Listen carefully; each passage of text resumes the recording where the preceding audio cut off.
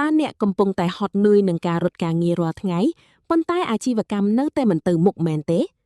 ប្រហែលជាអ្នកកំពុងតែបង្កើតកំហុសឆ្គងគ្រប់គ្រងទាំងនេះហើយកំហុសទី1គឺធ្វើខ្លួនជា Superman ធ្វើគ្រប់យ៉ាងម្នាក់ឯងម្ចាស់អាជីវកម្មខ្មែរយើងភាគច្រើនចូលចិត្តកាន់ការងារសពសារពើតាំងពីទិញអីវ៉ាន់គិតលុយធ្វើទីផ្សាររហូតដល់បោសសម្អាតបើអ្នកមិនព្រមបណ្ដោះបណ្ដាលបែងចែកការងារនិងទុកចិត្តឲ្យបុគ្គលិកធ្វើទេអាជីវកម្មរបស់អ្នកនឹងមិនអាចរីកធំធាត់បានឡើយហើយអ្នកក៏គ្មានពេលសម្រាកដែរកំហុសទី2គឺការមិនកត់ត្រាបញ្ជីចំណូលចំណាយឲ្យបានច្បាស់លាស់ឃើញតែលុយចូលពេញដៃក៏ស្មានតែចំណេញរួចក៏យកទៅចាយវាយតាមចិត្តតែដល់ពេលត្រូវបង្វិលលុយទិញទំនិញឬបើកប្រាក់ខែឲ្យបុគ្គលិកទើបដឹងខ្លួនថាខ្វះខាតលុយនិងចំពាក់គេជុងទៅ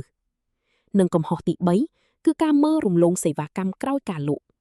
ច្រើនតែផ្ដោតលើការរកមួយថ្មីតែភ្លេចថែទាំមួយចាស់ត្រូវចាំថាការរក្សាអតិថិជនចាស់ឲ្យនៅស្មោះត្រង់គឺអស់ថ្លៃដើមតិចជាងនិងចំណេញជាងការស្វែងរកអតិថិជនថ្មីឆ្ងាយណាស់ឈប់ធ្វើខុសទៀតទៅចាប់ផ្ដើមរៀបចំប្រព័ន្ធគ្រប់គ្រងឲ្យបានត្រឹមត្រូវពីថ្ងៃនេះតើអ្នកធ្លាប់ជួបកំហុសមួយណាជាងគេ comment ចែករំលែកខាងក្រោមនេះមក